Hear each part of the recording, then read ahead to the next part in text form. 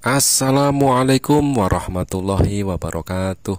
Selamat pagi sahabat-sahabat, dimanapun Anda berada. Berjumpa lagi di sini di channel kesayangan kita, channel Muslim Bersatulah. Jadi para kristolog Muslim harus bersatu untuk melawan dan menjawab dan mengcounter attack semua fitnah, hujat, dan tuduhan yang dialamatkan terhadap Islam. Baik sahabat-sahabat sekalian, untuk season kali ini kita coba akan mereview tentang kesaksian di channel Yusuf Manupulu yang menghadirkan seorang ibu-ibu yang mengatakan di dalam kesaksiannya, katanya dia meninggalkan Islam karena ajaran Islam tidak masuk logika. Nah, tentang ajaran Islam yang manakah yang menurutnya tidak masuk logika tersebut, dan nanti akan kita komparasikan dengan pengajaran di agama mereka. Apakah sesuatu hal yang menurut mereka itu sangatlah urgent tentang penyaliban Yesus, Tuhan menebus dosa manusia. Manusia yang berdosa tetapi Tuhan yang harus menebusnya. Nah, apakah itu masuk akal? Oke, mari kita simak dulu percakapan di room Yusuf Manupulu. Judulnya, saya tinggalkan Islam karena tidak sesuai logika. Begitu Pak ya? Iya, Pak. Ya. Kalau sedikit bertanya, Pak, kalau memang tidak sesuai logika, apakah di dalam ajaran kekristenan itu membunuh anak Maria itu untuk menjadi proses penebusan dosa itu masuk akal nggak itu, Mbak? Maksudnya membunuh maksudnya Yesus gitu, Pak? Iya betul. Tadi dulu apa gitu, Mbak? Iya. Itu masuk akal? Kalau menurut saya ini Pak, ketaatan yang Tuhan teladankan buat kami gitu umatnya. Dia luruskan ya Bu ya. Saya luruskan ya. Yang bunuh siapa ya Pak ya? Pak Aditya.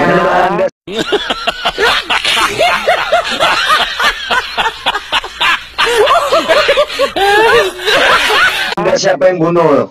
Itu menyerahkan dirinya Pak Aditya. Jadi jangan kamu printer Pak Aditya. Silakan Ibu Novi.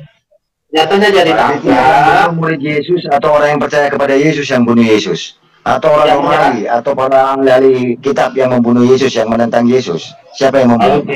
Oke, katanya diserahkan oleh Yudas katanya kan. Nah, makanya ada di kitab Anda itu Yudas itu pengkhianat katanya, itu di kitab Anda tertulis ya kan.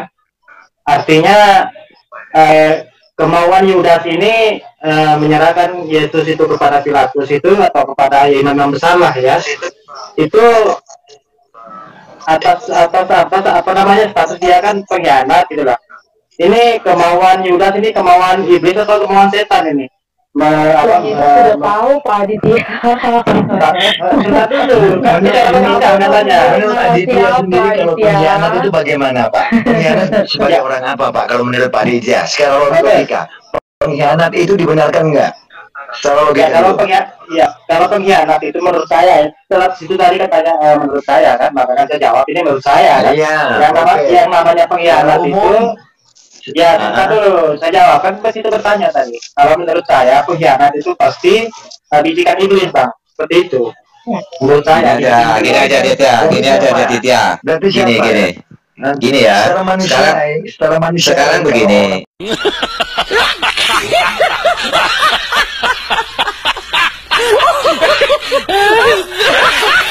Oke sahabat, apakah Yesus adalah penebus dosa?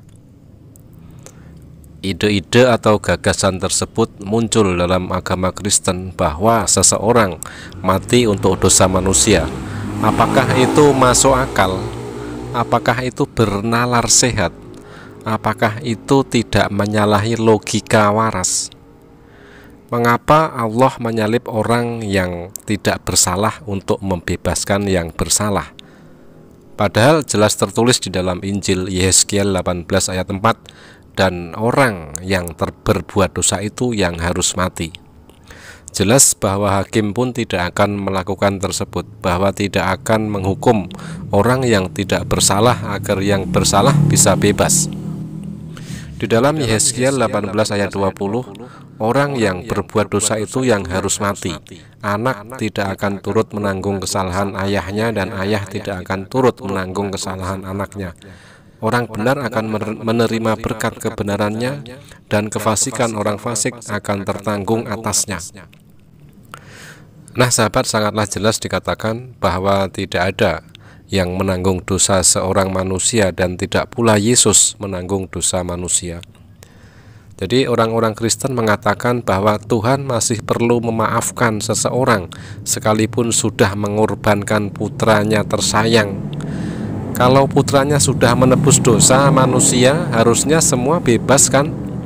Dengan kata lain, kalau Yesus sudah menebus dosa semua manusia, maka semua manusia seharusnya bebas dari dosa. Jelas keadaannya tidaklah demikian, bukan? Dan karenanya tidak ada yang boleh mengatakan bahwa Yesus menebus dosa manusia.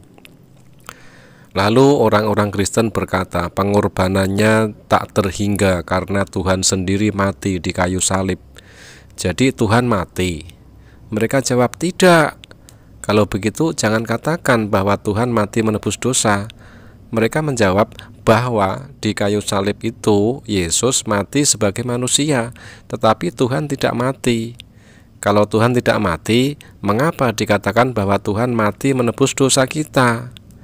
Nah kan, dibolak-balik tetap saja bulat dan masih kekeh aja itu.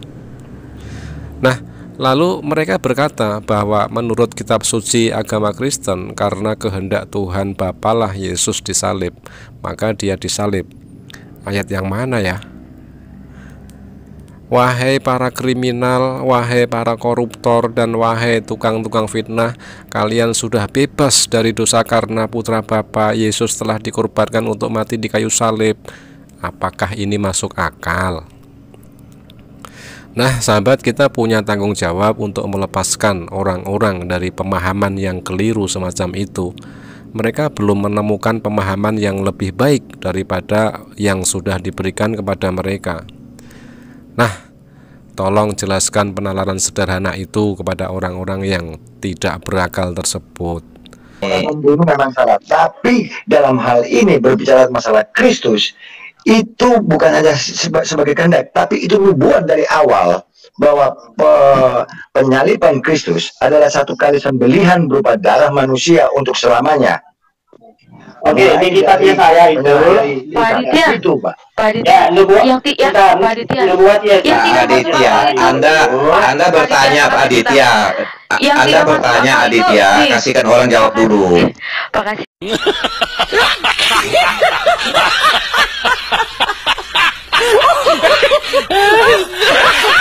Oke sahabat, jadi untuk menanggapi apa yang menjadi fitnah daripada ibu yang sebenarnya sih bukan murtadin, ngakunya dari keluarga Kristen, dia dari kecil juga Kristen begitu, yang mengatakan bahwasanya meninggalkan Islam karena ajaran Islam tidak masuk logika.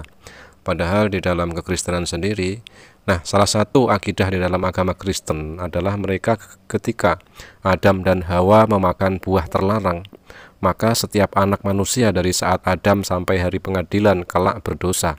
Artinya setiap manusia setelah Adam akan menanggung dosa yang mereka lakukan. Maka dari itu di dalam ajaran agama Kristen, semua umat manusia itu masuk neraka karena dosa yang dilakukan Adam dan Hawa, kecuali jikalau seseorang percaya bahwa Yesus Kristus telah mengambil alih dosa itu dengan disalibnya di kayu salib. Nah, kalau diperhatikan lagi, maka ini bukanlah hukum yang adil. Seseorang yang berbuat salah, dialah yang harus menanggungnya, sebagaimana yang dikatakan Alkitab sendiri. Sungguh semua jiwa aku punyai, baik jiwa ayah maupun jiwa anak aku punyai, dan orang yang berbuat dosa itu yang harus mati. Di dalam Yehezkiel 18 ayat 4. Nah, sahabat Kristen terutama, Alkitab Anda sendiri menolak mengenai dosa warisan itu.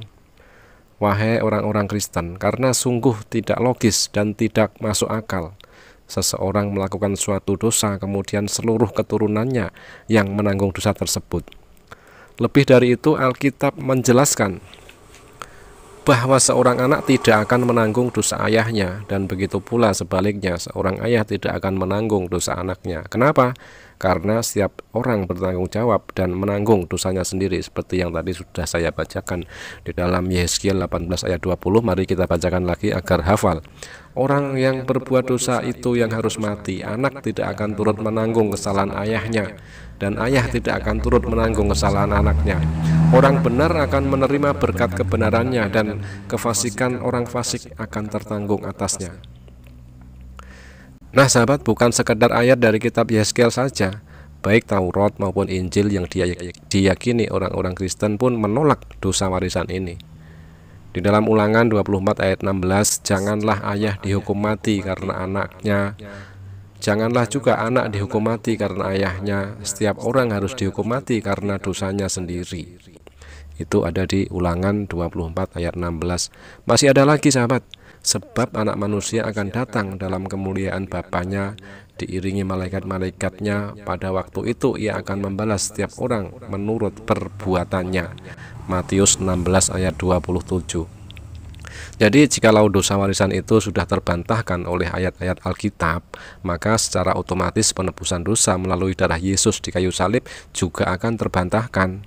Karena menurut keyakinan umat Kristen bahwa Yesus Kristus mati di tiang salib karena menebus dosa umat manusia yang disebabkan oleh dosa Adam dan Hawa. Jadi jikalau Alkitab membantah bahwa dosa warisan itu salah, maka otomatis penebusan dosa oleh Yesus di kayu salib juga akan terbantahkan. Tetapi kenapa orang-orang Kristen dengan segala cara masih memutarbalikkan fakta yang begitu jelas ini? Tentu saja karena ini adalah keyakinan mereka yang mereka anggap benar.